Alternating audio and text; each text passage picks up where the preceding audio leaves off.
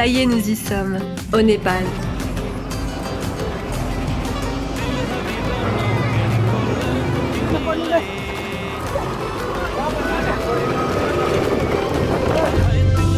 On vous embarque dans l'agitation de la ville de Katmandou.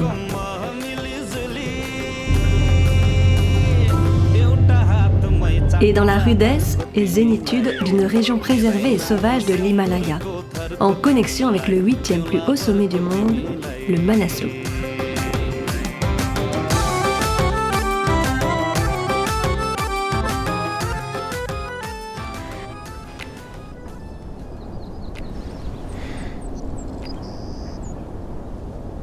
Ici, nous prenons de la hauteur sur notre propre vie.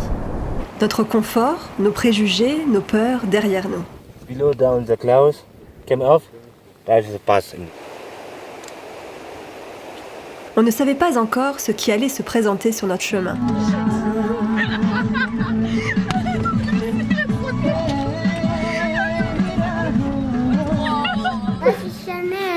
My name is Leslie, and what's your name? C'est moi, Leslie. Et moi, je m'appelle Constance. Oh, thank you very much. It will be very helpful. Nous sommes jumelles.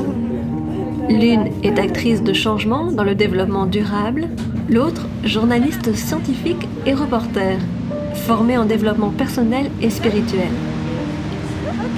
Le dénominateur commun, la quête du bonheur.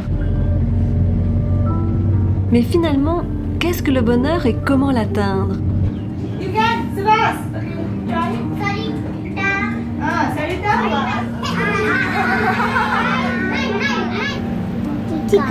Tika. C'est donc au Népal, à la source de la sagesse bouddhiste, que nous avons cherché la réponse. Chaque nouvelle rencontre, à la fois questionnante et inspirante, éveille des réflexions et nous donne des envies de partage. C'est donc équipé de notre téléphone et d'un réflexe que nous décidons de manière spontanée de documenter ce que le Népal nous dévoile sur le bonheur. Notre première rencontre nous challenge dans notre perception de la réalité et nous demande, disons, une certaine gymnastique cérébrale. It looks like they're two opposite, but actually not opposite. This is something so important. And I think the modern world, especially in the West, I think everything is black and white, good or bad, evil or not evil.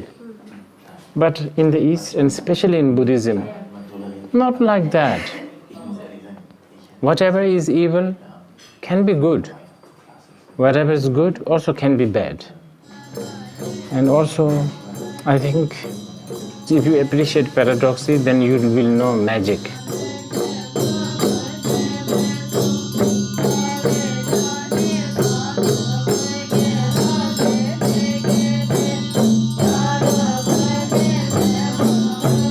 We believe in logic. Logic and reason is very important. But we also know that logic and reason has its own stupidity. You know?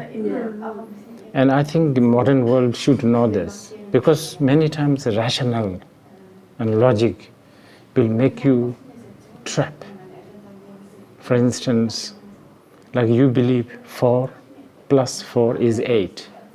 So you are forever trapped. You never think, maybe it's 9, maybe it's 2. You never think like this. So you are trapped. You understand? Yeah, for sure. So this is something that I think generally Buddhism can offer to the world.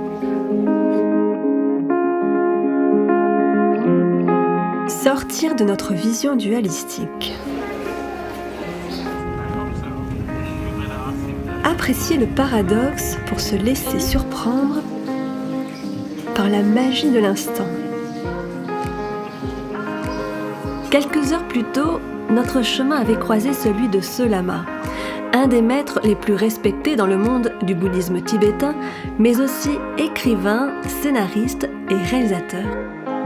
Il était en présence d'un vieil ami à lui que nous avions de suite reconnu,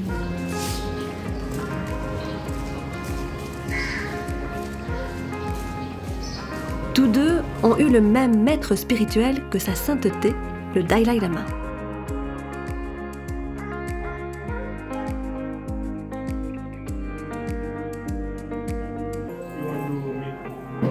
Mathieu Ricard, devenu moine bouddhiste tibétain, après l'obtention d'un doctorat en génétique. Nous-mêmes, scientifiques, nous nous interrogeons alors sur le dialogue entre la science et la philosophie bouddhiste. Pour en parler, Mathieu Ricard nous accueille dans son monastère. C'est plutôt sur le... Ah oui. C'est assez pointu. Au sein du bouddhisme tibétain, on n'accepte jamais quelque chose parce que c'est donné ou parce que c'est un dogme. Le Bouddha a toujours dit, n'acceptez pas ce que j'ai enseigné par respect pour moi, redécouvrez-le par vous-même. C'est-à-dire par la raison, par la logique. Et si quelque chose est clairement à l'encontre de l'évidence, de la réalité et de la raison, il n'y a pas de problème, on laisse tomber. Parce que le bouddhisme n'est pas basé sur des dogmes. Encore une fois, le bouddhisme vise à combler le fossé entre les apparences et la réalité. Donc c'est vraiment... Moi, je ne me sens pas du tout en porte-à-faux avec la démarche scientifique. Je ne vois pas du tout le paradoxe. C'est paradoxal parce que ça peut paraître, a priori, paradoxal. D'abord, la philosophie bouddhiste, c'est une science de l'esprit, donc c'est une approche rigoureuse de la réalité. Mais ici, dans le domaine d'application, ce n'est pas la biologie ou les sciences physiques, c'est la façon dont fonctionne l'esprit. C'est-à-dire les mécanismes du bonheur et de la souffrance.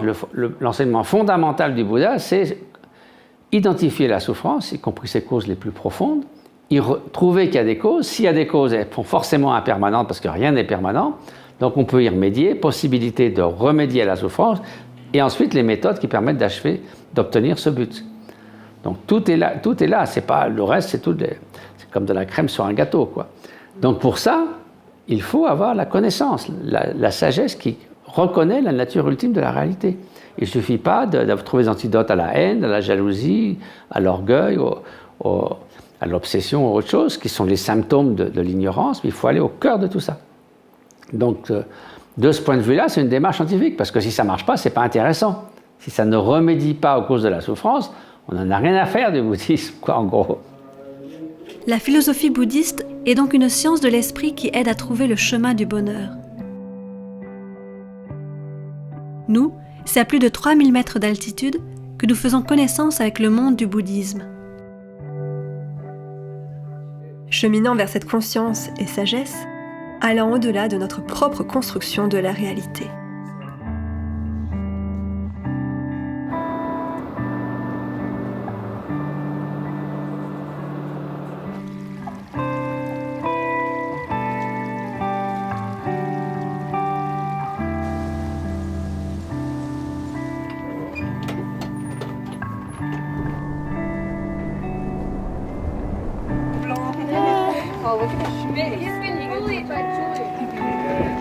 They've been here for so long. I mean,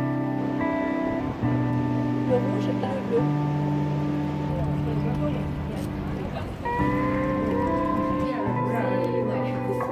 Nous rencontrons Mathilde et Coralie. Elles se sont installées au Népal afin d'apprendre le tibétain et vivre leur pratique du bouddhisme. Le bonheur serait un choix conscient que nous pouvons tous faire et qui requiert notamment de savoir domestiquer son esprit. Des fois, ils disent attacher l'éléphant de l'esprit à une corde. C'est comme si ton esprit il est sauvage, tu vois. Il va aller dans tous les coins, il va faire n'importe tout et n'importe quoi. Et l'idée, c'est d'apprendre à le dompter. Et donc, par la méditation notamment, tu apprends à le pacifier, à le contrôler. Et du coup, tu te laisses moins emporter par tout ce qui passe à l'intérieur et tout ce qui passe, en fait.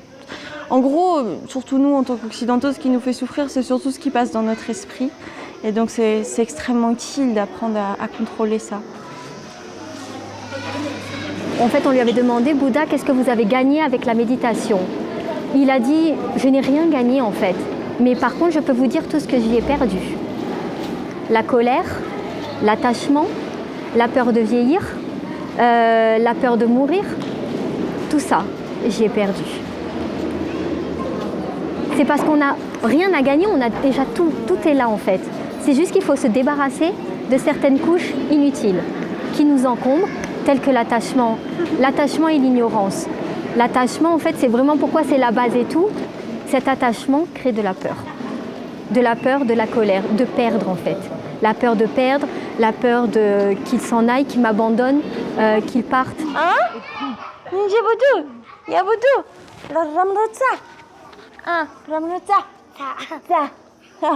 Ce que j'ai vite vu, c'est que en fait, tous les humains et tous les êtres, même les animaux, ils veulent tous être heureux en fait. Tu peux vraiment le voir et ça, c'est vraiment la base de l'enseignement. Pourquoi en fait on devient bouddhiste ou même pourquoi on cherche une religion? Parce qu'on veut être heureux et on veut des méthodes en fait pour ça. Et donc on peut dire que grâce au bouddhisme, tu as trouvé le chemin pour être heureuse? C'est ça. Ça m'a donné comme une cartographie détaillée du chemin à parcourir jusqu'à l'éveil. Mais c'est comme si ça te donnait des rails, donc je veux dire par là, ça te donne des outils, des références qui te permettent d'analyser les choses et du coup de les comprendre et surtout de les comprendre par toi-même. Et ce qui est difficile des fois pour les Européens parce qu'on a envie d'aller vite. On a envie que ça arrive vite, mais en fait ça arrive pas vite. Et ça prend du temps à comprendre et à intégrer les choses. Parce que si tu te laisses entraîner, tu vas beaucoup suivre ce que les autres te disent de faire. Mais ce qu'ils te disent de faire, c'est pas forcément ce qui est bon pour toi. C'est ce qu'eux, ils pensent. Et en fait, avec ça, tu peux finir avec beaucoup de regrets à la fin. Le Bouddha n'a jamais dit que c'était une religion, c'est juste un chemin de vie, une réponse qu'il a trouvée à la souffrance. Il nous a jamais dit, c'est ce chemin-là, il nous a dit, voilà, moi, ça marchait comme ça. Maintenant, je vous donne les outils, à vous d'expérimenter, de trouver votre propre chemin pour arriver à ce résultat-là. Mais sachez que si j'ai réussi, tout le monde peut le faire. On a tous ce potentiel. C'est-à-dire que du coup, maintenant, mes visions, elle est plus équilibrée. Moi, j'étais de Mathilde rebelle, voilà, très écolo, très... ce truc engagé, en fait. Mais, bon, la politique, ça ne m'intéressait pas en tant que telle, mais quelque chose d'engagé, un esprit engagé. Et le problème, c'est que souvent, l'esprit très engagé, c'est aussi beaucoup de colère et donc de souffrance.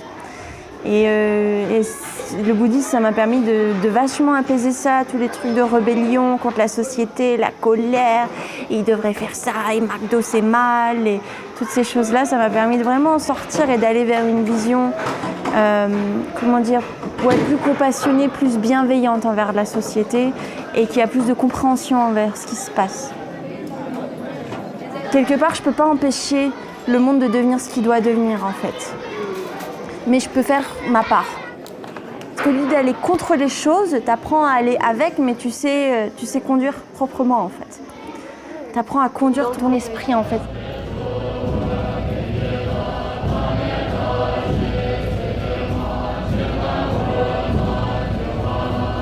On est tous en quête de bonheur. Donc, ça, oui. D'une certaine manière, est-ce que le bouddhisme vous offre ça ou vous offre encore d'autres choses? Ce qui m'a plu, c'est que c'est mon choix d'être heureuse ou pas, d'avancer sur le chemin ou pas. Tout ce que la vie va m'apporter, bon comme mauvais, c'est mon choix de réagir bien ou pas bien, d'être heureuse, d'être optimiste ou d'être complètement triste, déprimée, nostalgique. C'est un choix. Après, je ne dis pas que c'est facile. Des fois, on est envahi par la joie, on est envahi par la tristesse ou la colère. Des fois, c'est plus fort. Mais ça aide vraiment à prendre un énorme pas en arrière et de oh. Et souvent les gens ils disent oui, c'est se débarrasser des émotions, mais est-ce qu'on ne deviendrait pas dans l'indifférence? Du tout. C'est-à-dire que, comme il disait, il a dit j'ai toutes les émotions, mais je ne les attrape pas. C'est ça la différence. On est là dans la vie, on est heureux, on peut avoir de la compassion pour certaines personnes qui souffrent et tout, mais on ne rentre pas dans cette émotion qui va nous détruire de l'intérieur et nous faire souffrir. Et des fois nous empêche d'agir tellement on est en colère, face à l'injustice, face à n'importe quelle situation. La compassion en action. C'est justement ce qui motive l'association Karuna Chéchène, fondée par Mathieu Ricard. Elle s'engage dans l'autonomisation des communautés défavorisées pour un monde plus juste, plus compatissant, plus heureux. Pour nous en parler, nous décidons de rencontrer Sainte Chèvre. See, basically it's like this, the world, like I said, is resilient. Humans are resilient, animals are resilient. So the basis of our intervention is this. We take local realities, we take local strengths, we take local technologies, build upon that, combine that with, the wonderful achievements that we have in other places in terms of modernization, put that together and then come up with solutions. That somehow seems to be the source to well-being. Au sein des communautés, le bonheur, cet état de bien-être durable, passe donc par l'affirmation de leur dignité et le développement de leur autonomie. Well-being encompasses everything, not just about a job, not just about health. Anything that makes a community comfortable with itself is well-being. Everybody has to have room. All skills have to have opportunities. Ultimately, you have to be happy. So essentially, it made us rethink our entire strategy in education, in agriculture, as well as medicine. When we talk about self-sufficiency and when we talk about sustainability, the modern definition of sustainability is something that carries on its own. For us, we take it one further step. It must be sustainable economically also, which means whatever solutions we have put on the table, these have to be sustained without cost.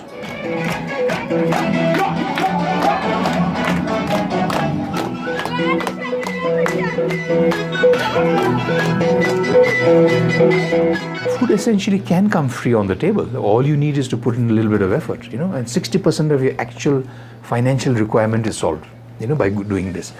If you look at the demography, Nepal still has 75% farming population. Now that is a huge advantage when you talk of farming as the mainstay of your economy, of your well-being, of your, all that coming together. So that's where Nepal has an advantage.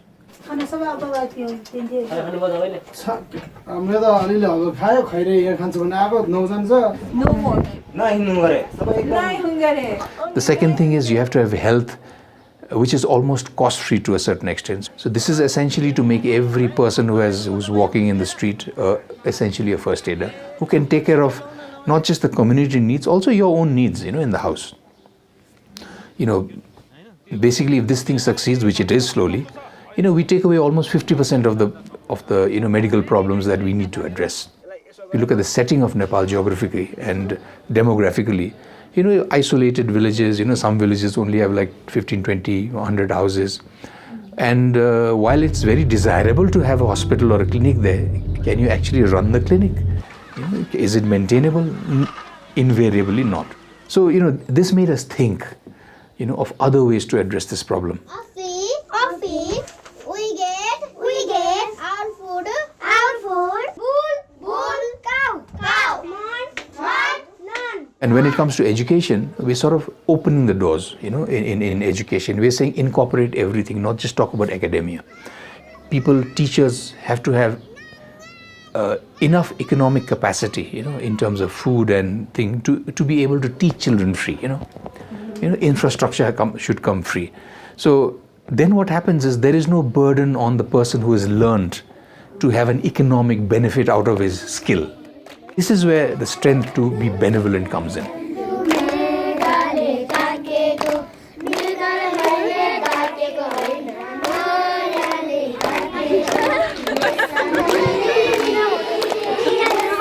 L'autosuffisance et l'autonomie des communautés passent donc par l'agriculture, la santé et l'éducation, sans oublier l'enjeu important de l'émancipation des femmes. Et oui, les femmes peuvent jouer un rôle de premier plan pour un monde meilleur.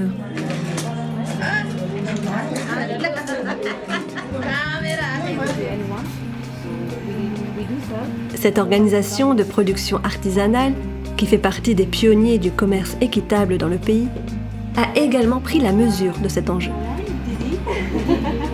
How long is she working here? 25 years. 25 years here with this association? No. Yes. Oh, and you can find many other. Our main objective is to improve the situation of our artisans we work with. We are working with a small group. It's only 3-4 women in a group. And originally they are from Manaslu area, but they migrated to Kathmandu in the long run and a few years back. So they weave special kind of carpet and special blanket, which is very much traditional in the Manaslu region. Can you see? Right there?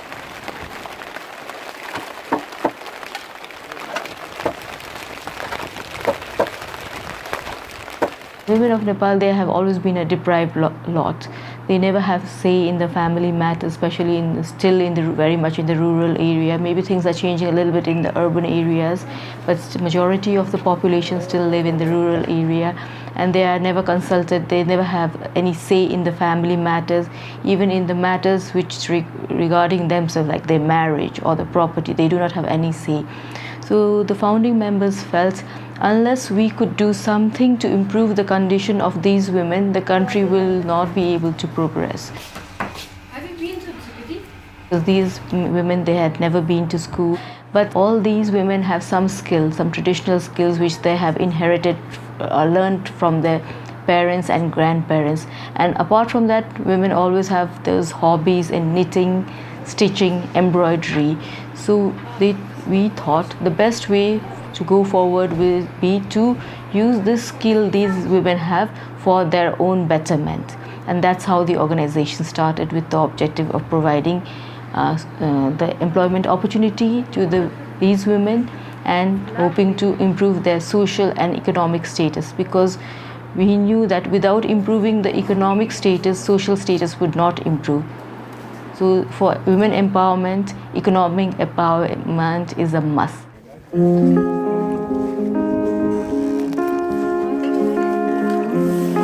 Namaste.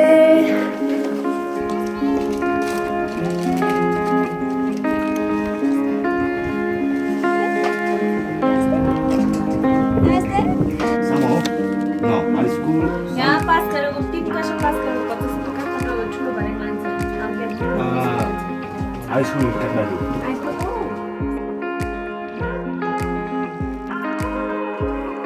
En parlant de l'importance de l'autonomisation des femmes pour contribuer à un monde meilleur, aujourd'hui nous rencontrons Shanti, qu'un ami Gérard a décidé de parrainer suite à ses nombreux déplacements au Népal.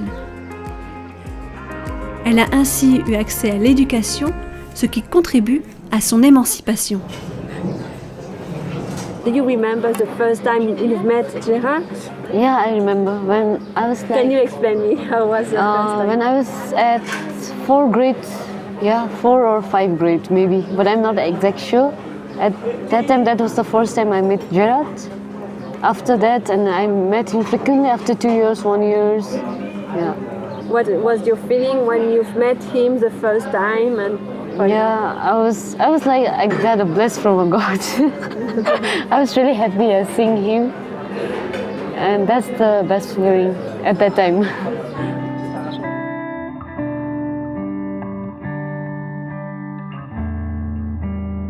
He changed a lot at my life because due to his sponsor, I get to learn lots. Like I get education at a good school. I have hobbies like doing business. I'm a little bit interested in doing business. That's why I choose marketing. Well, I think that being a girl is not an easy thing. So from that point of view, then I thought that I need to be independent. I need to earn. I can't dependent on parents, and even when I get married, I can depend on my husband. Even there is equality between the girls and boys, but the society even thinks that the girl cannot do. Girls are not allowed to do this, that. So that's the main that I like to change. If I get independent, then I think I can change the society point of view so that everyone can think that even girl can do something. Girl can earn their own, So that's the main point. Well, after completing my course or my bachelor, I could like to implement my study at that field and develop my own business. And what kind of business you said? Your own business? Like getting a hotel at Manaslu, because it's a tourism place and there are less hotel at Manaslu. So I think that I can build some hotel. I'm so Jolie. Namaste. Really nice to meet you guys. Me too. Yeah, me too. Ok. Voilà notre chantier qui a bien changé par rapport à ce qu'elle était quand elle était petite fille. On ne peut parler de bonheur sans aborder le rapport de l'homme à la nature. D'autant qu'au beau milieu des majestueux sommets de l'Himalaya, nous constatons que nos déchets peuvent causer une montagne de problèmes et les montagnes se transformaient en décharges. À Katmandou, nous découvrons KEEP, une des principales ONG d'écotourisme au Népal. It all starts from the local people, you know, like they should be aware about their environment. There are a lot of Nepalese people who are even like educated, they are undergraduate or postgraduate, but they don't realize the importance of not throwing even the small packet of chocolates or anything, you know, which will eventually grow into a big pile of waste. So this is the way it works in Kathmandu. That's why it's dirty. It's like the concept and thinking of people and lack of shame. Like awareness is the main thing. It's the like root. People have to be aware about the importance of clean environment. But then, as I said, there are so many unaware people, like more than 40% people are uneducated still in Nepal. So that would be a long process for like quickly to make it clean. I think imposing fines to the people who throw garbage here and there would be a solution. And also like providing dustbins in a proper distance, you know, like so that people will be encouraged to throw waste in the dustbin.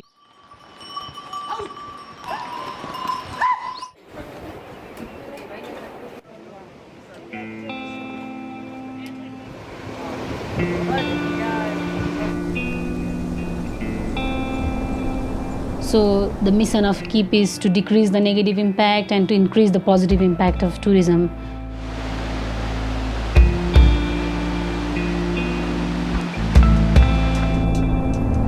Whatever you take with you, bring them back. Leave no trace in the mountains. Because for guides, no mountains, no jobs. Because for guides, mountains and natural heritage are very, very important because people won't come to see the piles of waste. Like you people, you are also disappointed. We see a lot of trekkers who are disappointed by the amount of waste they see in the trekking routes.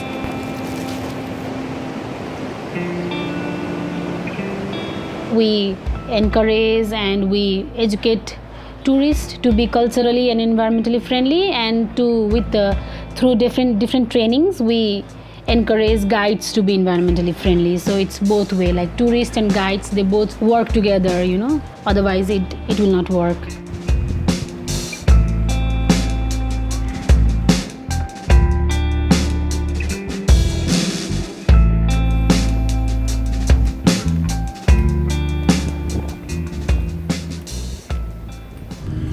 En s'ouvrant à la magie de chaque instant et de rencontres inattendues, le Népal nous a guidés sur le chemin du bonheur et des moyens de l'atteindre.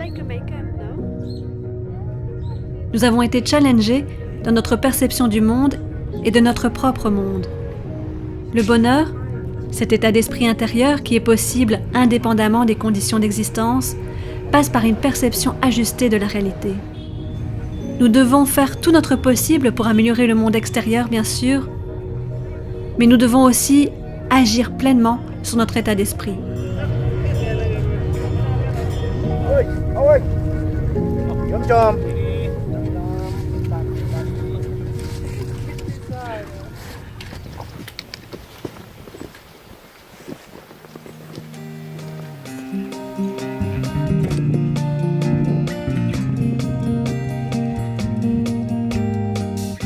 On ressent l'immensité autour de nous, celle du mont Manaslu.